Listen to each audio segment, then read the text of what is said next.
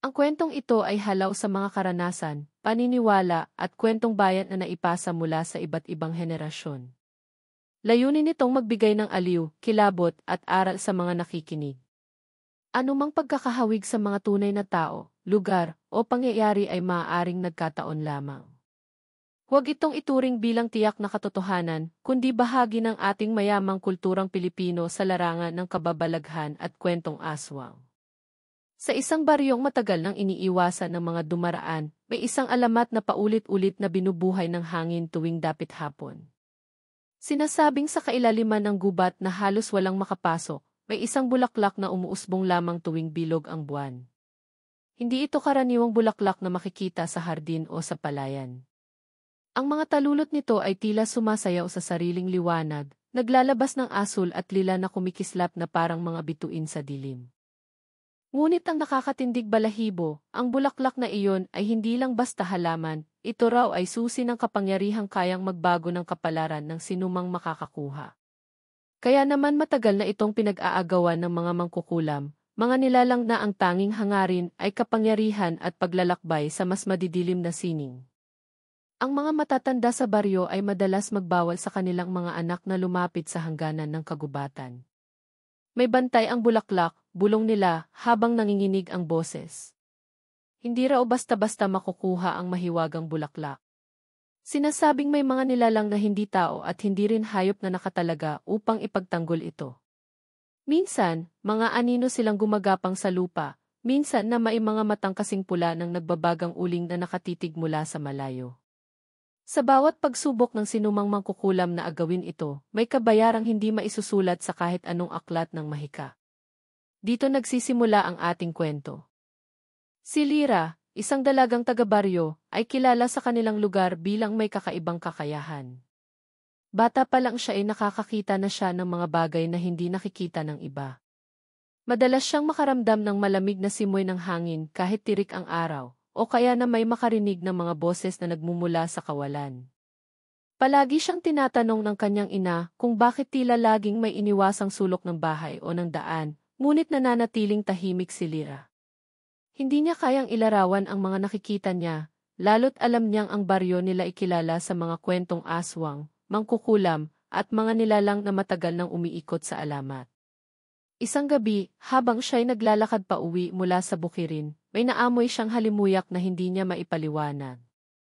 Hindi iyon karaniwang amoy ng bulaklak o ng damo. Para itong kombinasyon ng insenso at dugo, nakakalasing, nakakaakit, ngunit nakakatakot. Sumunod siya sa halimuyak hanggang makarating sa gilid ng kagubatan, at doon, mula sa di kalayuan, nasilayan niya ang mahiwagang bulaklak. Kumikinang ito sa ilalim ng buwan, animoy nilikha hindi para sa mundong ibabaw, kundi para sa mas misteryosong mundo sa ilalim ng dilim. Ngunit hindi siya nag-iisa. Sa lilim ng mga puno may mga matang nakamasid. Mga nilalang nagutom sa kapangyarihan.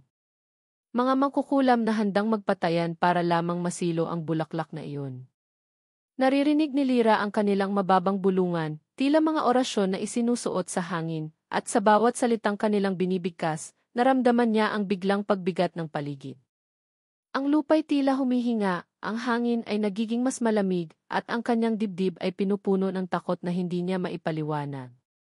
Ngunit sa kabila ng pangamba, may kakaibang udyok sa kanyang damdamin. Para bang ang bulaklak na iyon ay nananawagan sa kanya, sumusulyap, humihingi ng saklolo, o baka naman umaakit lamang.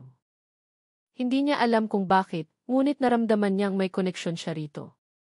Kung paanong ang isang ibon ay hindi kayang lumayo sa liwanag ng buwan, ganoon din ang kanyang pagkahumaling sa mahiwagang bulaklak na pinag-aagawan ng mga mangkukulam. At doon nagsimula ang gabi ng walang kapantay na kilabot. Habang dahan-dahang lumalapit si Lyra, ang mga mangkukulam ay isa-isang nagsimulang lumitaw mula sa kadiliman. Ang kanilang mga anino ay humahaba, ang kanilang mga mata ay nagliliyab, at ang kanilang halakhak ay gumuguhit sa kalangitan. Hindi pa man siya nakakalapit, alam niyang siya man ay kasali na sa isang labang hindi niya pinili. Ngunit sino nga ba ang may karapatan sa bulaklak? Ang mga mangkukulam na matagal nang humahabol sa kapangyarihan nito, o siya, isang dalagang tila mailihim na ugnayan sa mahiwagang halaman. Sa mga sagot na iyon nakataya ang kanyang kinabukasan at ang kinabukasan ng buong baryo.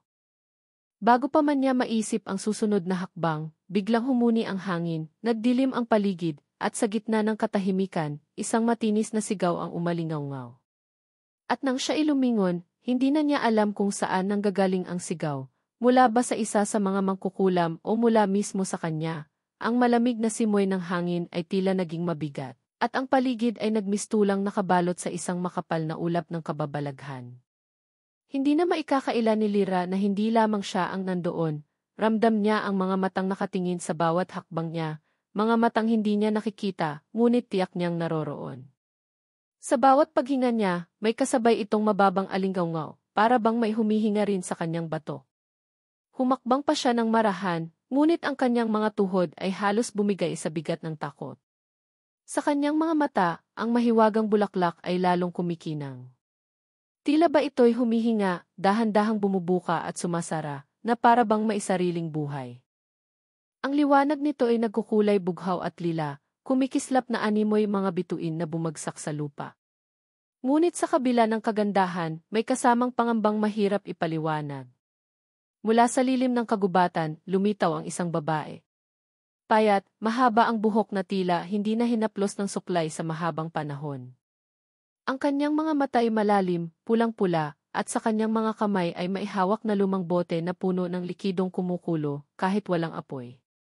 Isa lang, anya sa tinig na tila halong huni ng ibon at bulong ng demonyo. Isa lang sa atin ang makakakuha nito. Sumunod na lumabas ang dalawa pang nilalang. Ang isa'y matanda, nakasuot ng itim na barot saya, bitbit ang isang baston na puno ng mga ukit na hindi karaniwang disenyo. Ang bawat ukit ay parang mga mata na nakatingin sa lahat ng direksyon. Ang huli naman ay isang batang babae, payat at halos kasing edad ni Lyra, ngunit ang balat nito ay maputlang parang kandilang naupos. Nakangiti ito, ngunit ang ngiti ay malamig, walang kaluluwa. Ang tatlong ito ay hindi mga ordinaryong tao. Lyra ay hindi man sanay sa ganitong sitwasyon, alam niyang sila ay mga mangkukulam na matagal nang binabalot ng kwento sa baryo. Sila raw ang mga naglalakbay mula baryo hanggang baryo, naghahasik ng sakit, sumpa, at pagkawasak kapalit ng kanilang kapangyarihan. At ngayon, lahat sila'y narito para sa iisang bagay, ang mahiwagang bulaklak. Naramdaman ni Lyra ang pagbigat ng paligid nang sabay-sabay silang nagsimulang bumigkas ng mga salita. Hindi iyon normal na panalangin. Ang mga salita ay baliktad, putol-putol, parang mga dasal na hinugot mula sa ilalim ng lupa. Sa bawat bigkas nila, kumakapal ang dilim, at ang liwanag ng buwan ay unti-unting natatakpan ng maitim na ulap. Nagsimulang gumapang ang malamig na hamog sa lupa, at ang mga puno'y tila yumuyuko sa bigat ng orasyon. Biglang bumalik sa alaala ni Lyra ang mga kwento ng kanyang lola. May mga bagay na hindi dapat galawin, madalas nitong sambit. Ang bulaklak ay hindi para sa atin, kundi para sa kanila, mga nilalang na nagbabantay mula pa sa unang panahon. Noon, hindi siya naniniwala. Ngunit ngayong nasa harap na niya ang katotohanan, alam niyang ang mga kwento'y mailaman. Nais sanang umatras ni Lyra, ngunit ang kanyang mga paa ay tila naipit sa lupa. Ang bawat paghinga niya ay nagiging mabigat, at ang bawat tibok ng puso ay parang pinapalakas ng mahiwagang bulaklak. Para bang may pumipigil sa kanya, o baka naman siya mismo ihinahatak ng kapangyarihan ng halaman. Sa di kalayuan, isang sigaw ang muling umalingawngaw. Ngunit sa pagkakataong ito, malinaw ang tunog, isang lalaki ang sumisigaw ng tulong. Lyra ay napalingon, at sa pagitan ng mga puno, nakita niya ang isang anino ng binata, duguan, nakatali ang mga kamay, at tila pilit na lumalayo mula sa isang hindi nakikitang nilalang. Hindi niya mawari kung ito'y totoo o isang ilusyon na gawa ng mga mangkukulam.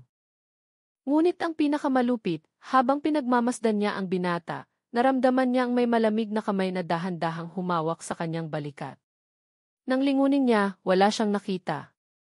Ang kanyang hininga ay bumilis, at halos mabingi siya sa lakas ng tibok ng kanyang puso.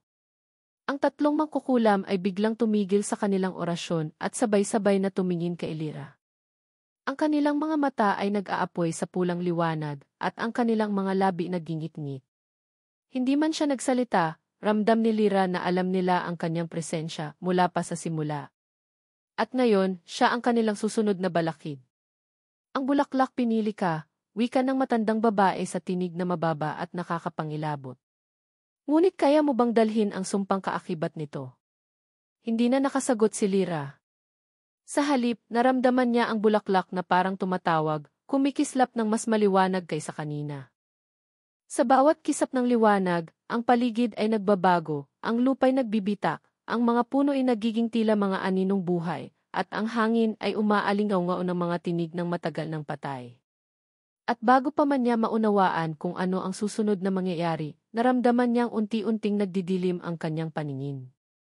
Sa huling saglit ng kanyang malay, nakita niya ang batang mangkukulam na ngumiti sa kanya, isang ngiti na puno ng kasinungalingan at lihim. At sa pagitan ng kanilang mga titig, isang bagay ang malinaw, hindi siya ligtas, at ang gabi malayo pa sa katapusan. Ang malamig na simoy ng gabi ay lalo pang lumamig, halos parang nagielong dumadampi sa balat ni Lyra. Hindi na siya makagalaw. Ang kanyang mga mata ay nakatuon lamang sa bulaklak na patuloy na nagliliwanag, habang ang tatlong mangkukulam ay unti-unting lumalapit. Ang kanilang mga hakbang ay mabagal, ngunit bawat yapak ay tila dumudurog sa katahimikan ng paligid. Hindi na kailangan ng salita, ang kanilang presensya pa lamang ay sapat upang pasikatin ang takot na bumabalot sa kanyang dibdib. Ngunit hindi iyon ang pinakanakakatakot. Mula sa dilim ng kagubatan, nagsimulang sumulpot ang mga anino.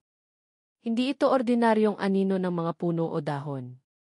Ang mga aninong ito'y gumagalaw ng hiwalay sa pinagmulan. Para silang mga nilalang na nabuo mula sa mismong dilim, maninipis, mahahaba ang katawan at walang mukha.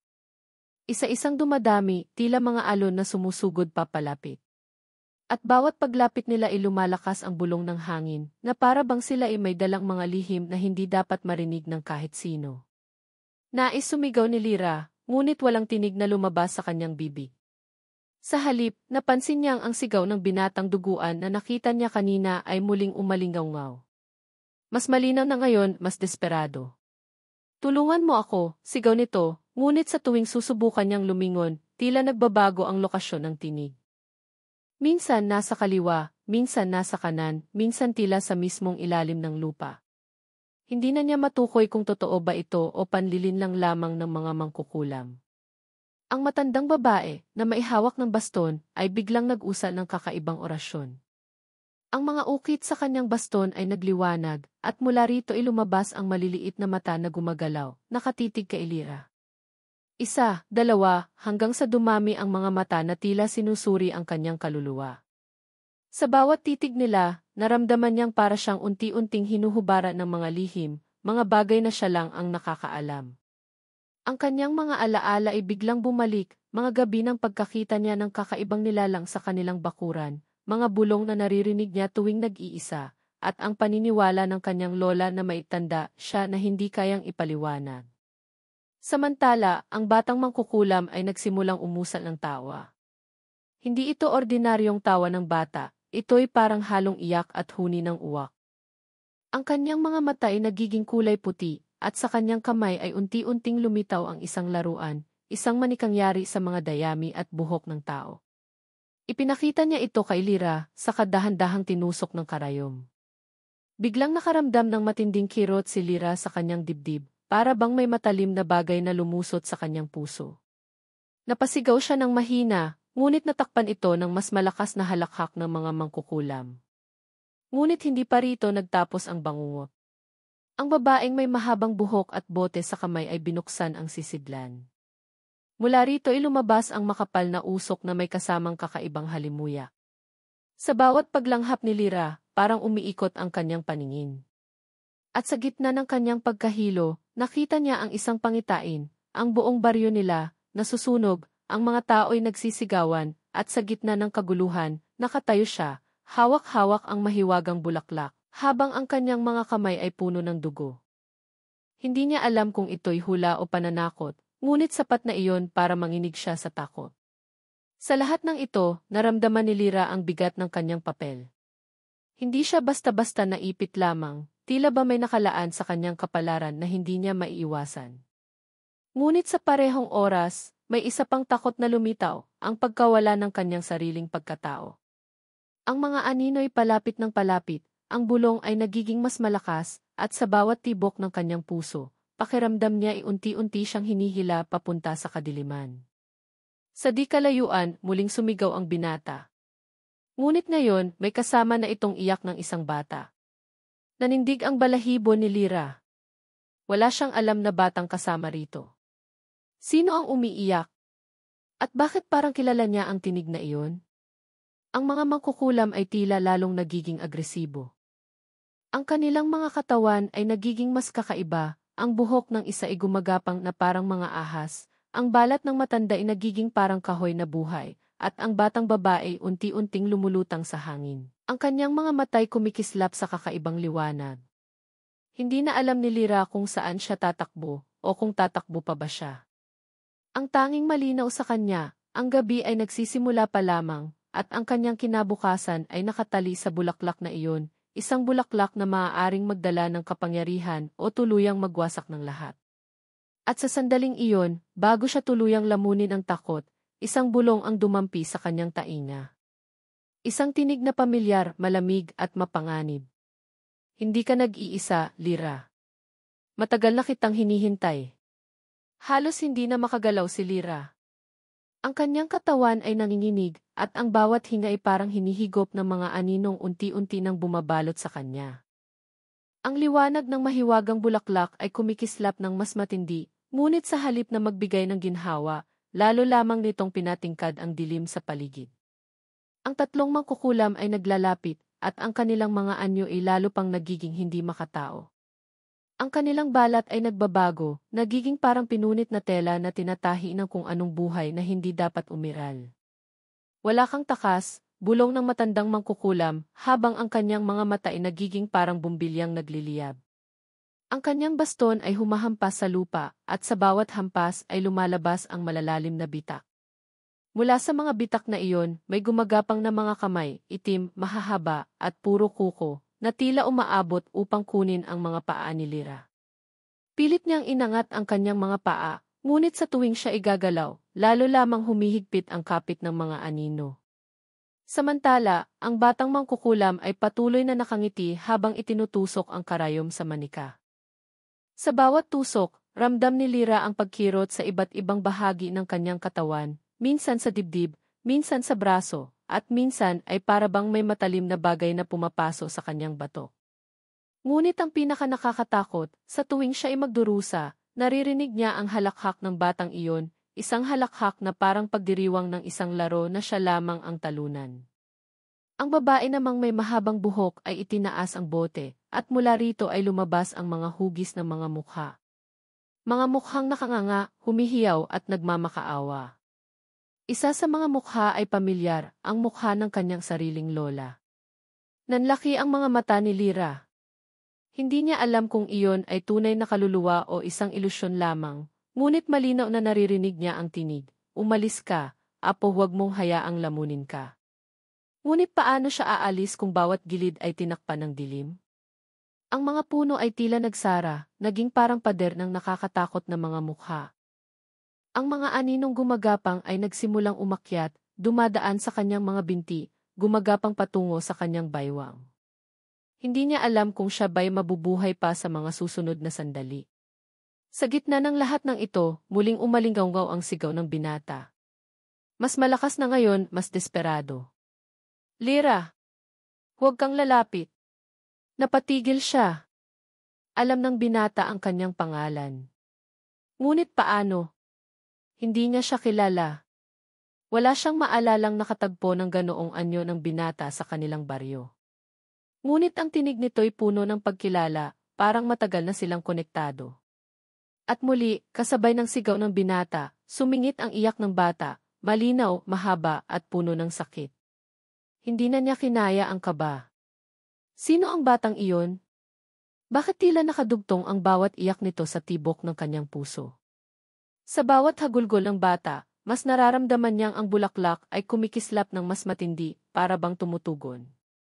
Ngunit hindi siya pinayagang makapag-isip. Bigla siyang hinila ng isang kamay mula sa anino, at halos bumagsak siya sa lupa. Isang malamig na boses ang dumampi sa kanyang tenga. Ikaw ang susi, Lyra. Nang lingunin niya, wala siyang nakita kundi isang malalim na anino na may dalawang pulang mata.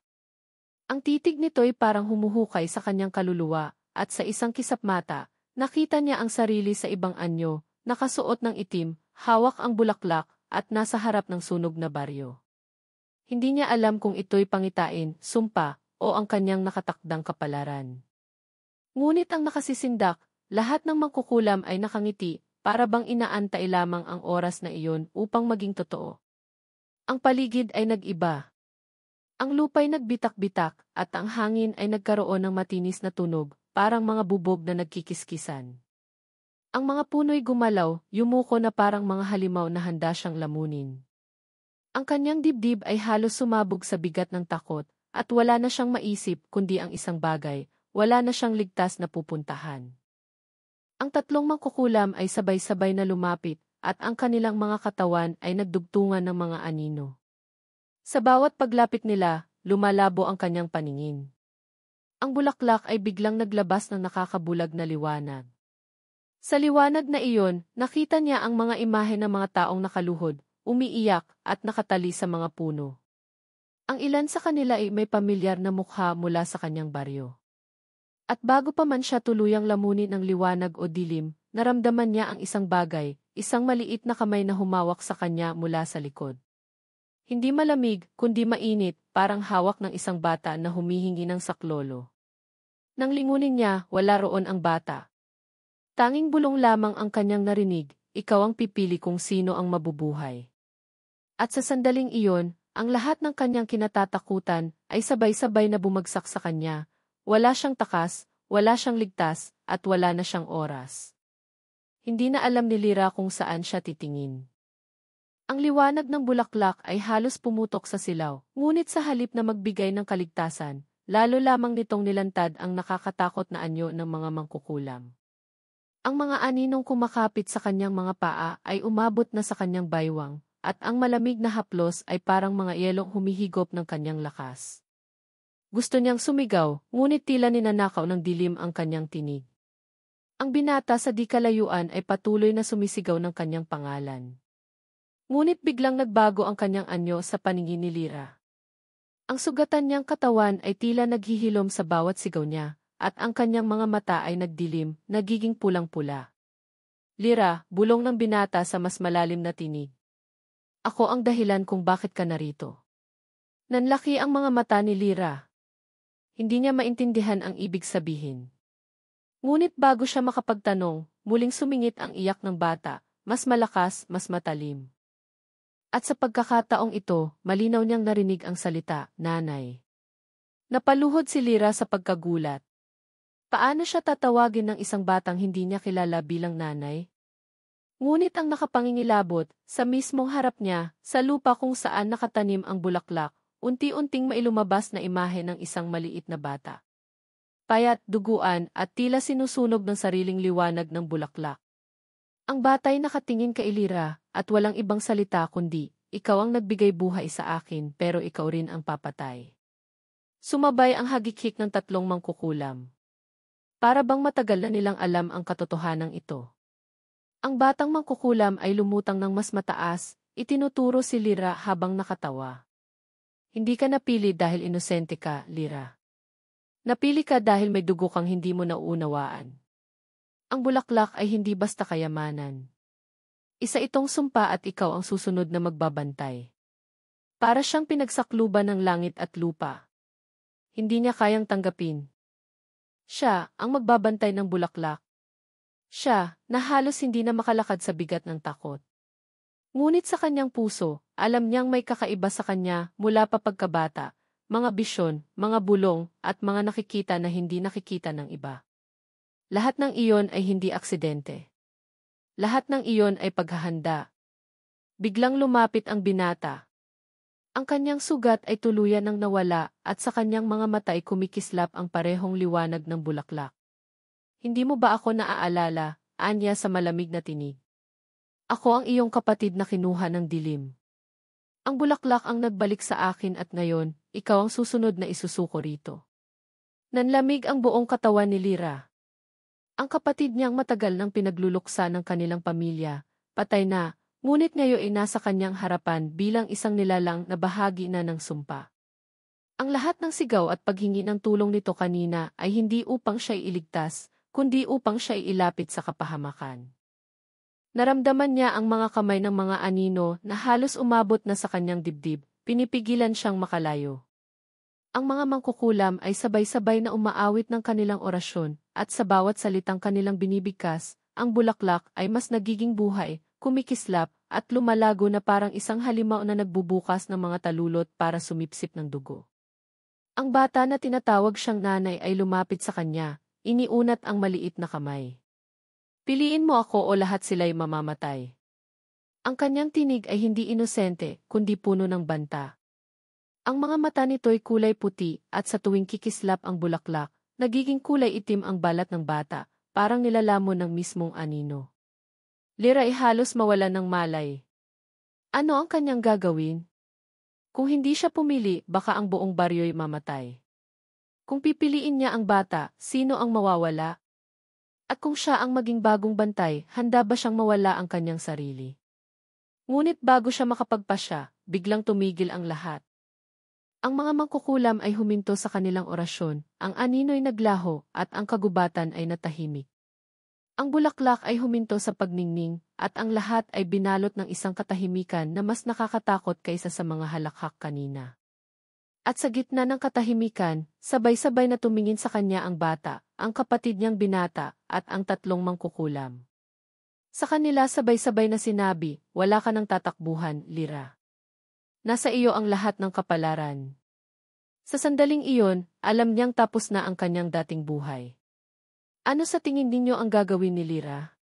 Kung kayo ang nasa kalagayan niya, pipiliin ba ninyong tanggapin ang sumpa para iligtas ang iba, o tatanggi at hayaang lamunin ng dilim ang lahat?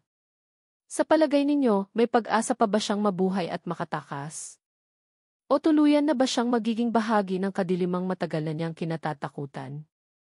Humihingal si Lyra, halos hindi na makatayo sa bigat ng lahat ng nangyayari. Ang mga anino'y muling gumapang, ngunit sa pagkakataong ito ay mas mabilis, mas marahas.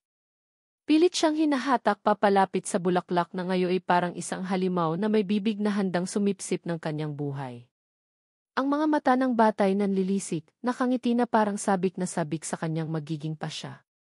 Ang kanyang kapatid, na minsang minahal at pinagluksaan, ay ngayon nakatayo sa harap niya na parang tagapaghatid ng sariling kapahamakan. Wala ka ng pagpipilian, Lyra, bulong ng kapatid niya, sabay hawak sa kanyang braso. Ang haplos ay malamig, tila yelo na nagbabaga sa ilalim ng balat. Isuko mo na ang sarili mo sa bulaklak. Ito ang iyong kapalaran. Ngunit sa halip na sumuko, umalingaw ang sigaw ni Lyra. Isang sigaw na hindi niya alam kung saan galing, malakas, puno ng galit at takot. At sa sigaw na iyon, biglang nagningning ang kanyang katawan, isang liwanag na tila nagmula rin sa bulaklak. Napaatras ang mga mangkukulam, napatigil ang mga anino, at ang bata ay napangiwi na parang nasusunog. Hindi ako magiging alipin ng sumpa, tinig ni Lyra na nanginginig sa tapang. Ngunit alam niyang hindi sapat ang sigaw. Kailangan niyang kumilos. Kinuha niya ang maliit na kutsilyong nakatalipa sa kanyang bewang, isang bagay na dala niya mula pa nang pumasok sa gubat, hindi niya alam kung bakit, ngunit ngayon ay tila iyon lamang ang kanyang sandata. Sinugod niya ang bulaklak, itinaga ang kutsilyo sa mismong ugat nito. Umalingaw ang nakabibinging iyak mula sa kagubatan, hindi lang mula sa bulaklak, kundi mula rin sa mga mangkukulam at maging sa kanyang kapatid. Ang mga puno'y nagsimulang umuga, ang lupa'y bumuka, at ang langit ay nagdilim na parang kinain ng isang higanting ulap. Ngunit bago niya tuluyang mawasak ang bulaklak, biglang lumapit ang bata, yumakap sa kanyang baywang at sumigaw, kung sisirain mo ako, mamamatay ang lahat. Napahinto si Lyra, nanginginig, at doon niya nakita ang nakakatakot na katotohanan. Sa tuwing tinatamaan ng liwanag ng bulaklak ang bata, nakikita niya ang mukha ng kanyang sariling ama't ina, nagmamakaawa, umiiyak. Ang kanilang mga mukha ay naglalaho at muling lumilitaw sa balat ng bata, parang nakakulong sa loob nito. Kung sisirain mo ang bulaklak, sila ang mawawala, bulong ng kapatid na ngayon nakangisi.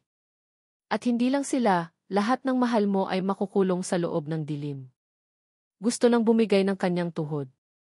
Paano siya makakalaban kung ang kabayaran ay ang buhay ng kanyang pamilya? Ngunit habang iniisip niya ang lahat, napansin niya ang mga mata ng bata, hindi na inosente, kundi puno ng kasakiman. At sa kaloob-looban niya, alam niyang iyon ay panlilin lang.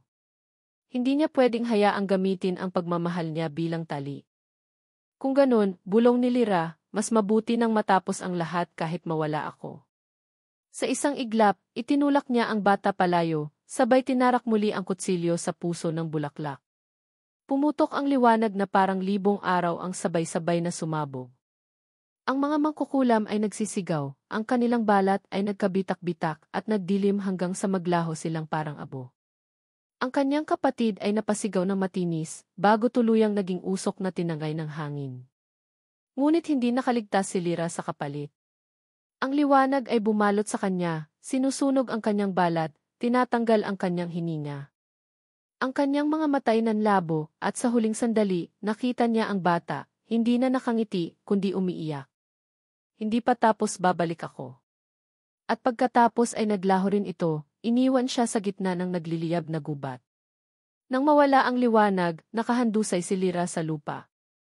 Ang bulaklak ay abo na lamang, ngunit sa kanyang kamay ay naiwan ang isang maliit na binhi, itim, malamig, at kumikibot na parang may buhay.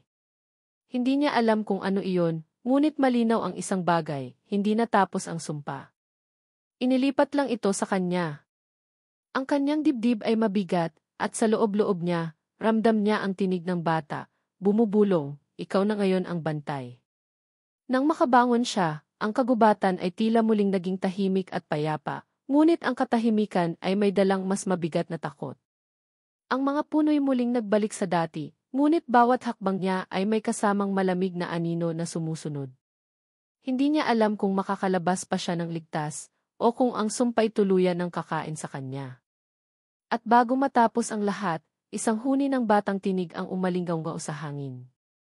Hindi ito malapit, ngunit malinaw, nanay at alam ni Lyra, nagsisimula pa lang ang kanyang bangungot. Mabigat ang bawat hakbang ni Lyra habang palabas ng kagubatan.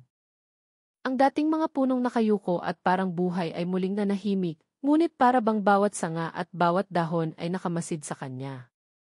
Ang mga ibon ay bumalik sa pag-awit, ngunit ang tunog ay hindi nagbigay ng ginhawa, kundi ilalong nagpapaalala na siya lamang ang natirang buhay sa nangyaring bangungot. Ang kanyang mga palad ay nanginginig, at sa kanang kamay niya ay nakapulupot pa rin ang maliit na binhi na iniwan ng mahiwagang bulaklak.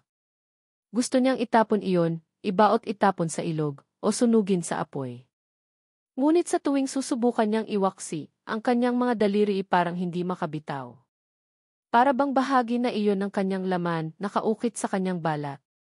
At bawat tibok ng kanyang puso'y ramdam niyang may kasabay na tibok ang binhi, isang malamig, mapanganib na pintig. Sa kanyang paglabas, sinalubong siya ng mga taga-baryo. Ang ilan ay lumapit agad, nagtatanong kung ano ang nangyari, kung saan ang kanyang mga kasama. Ngunit nang makita ang kanyang itsura, duguan, halos wala ng lakas, at may mga bakas ng aninong gumagapang pa sa kanyang balat, ang kanilang mga mukha ay nagbago mula sa pag-aalala tungo sa takot. Walang nagsalita, ngunit malinaw sa kanilang mga mata na hindi nila siya tinitingnan bilang tagapagligtas. Tila isa na siyang bagay na dapat katakutan. Sa kanyang pag-uwi, natagpuan niya ang kanyang ina sa pintuan ng kanilang bahay. Mabilis siyang niyakap nito, ngunit ramdam ni Lyra na parang may alinlangan. Anak, bulong ng kanyang ina, anong nangyari sa iyo? Hindi niya alam ang isasagot.